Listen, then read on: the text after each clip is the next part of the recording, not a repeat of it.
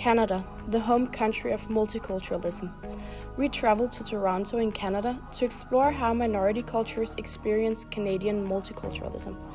Canada's history as a multicultural nation is long and complicated and began in the colonial time when both British and French empires colonized the Canadian territory that at the time was inhabited by Indians, today known as First Nation people, as well as the Inuits in the north.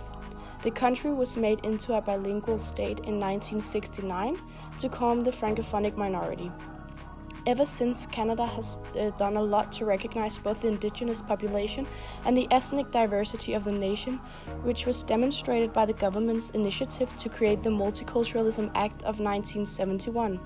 This law was groundbreaking and was made to protect different religions and cultures on its territory.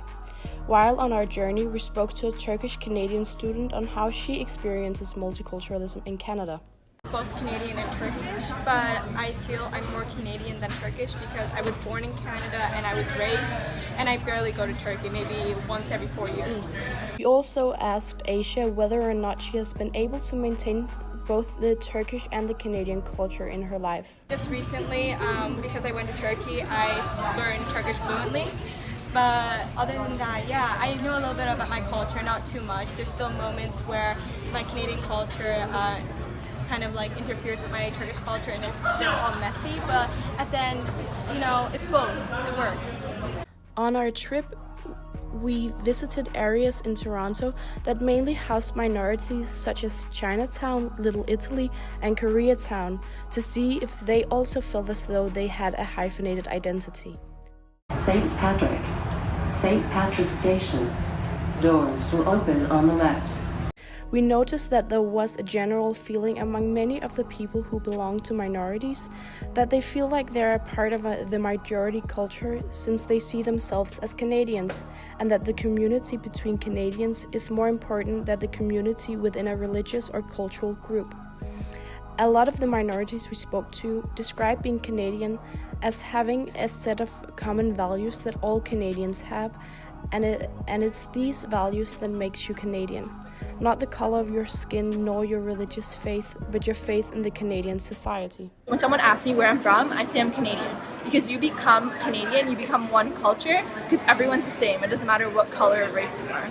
This notion complies with the fact that the Canadian government has conducted a hard version of multiculturalism since Pierre-Elliott Trudeau was Prime Minister, which means that the government has made several measures to secure a successful social and political integration of immigrants. These initiatives have meant that Canada has become a so-called cultural mosaic, where it is important to preserve each culture and ethnicity in Canada. This theory stands in contrast to the idea of a melting pot society where assimilation is preferred. This is the multicultural nation, for sure. Canada government support all the culture, all the people. Through our conversations with multiple ethnic and religious minorities in Canada, we gained an insight into how the Canadian minorities view multiculturalism in Canada.